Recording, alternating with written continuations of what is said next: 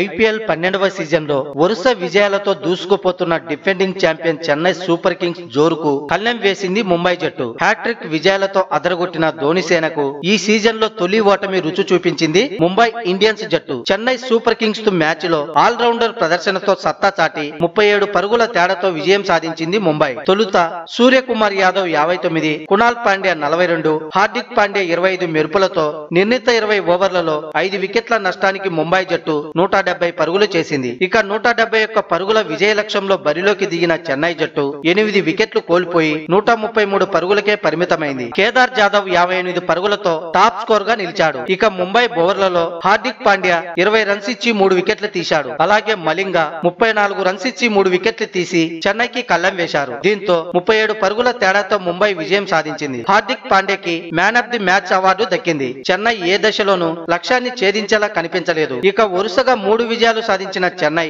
4వ మ్యాచ్ లో మాత్రం చేతులెత్తేసింది.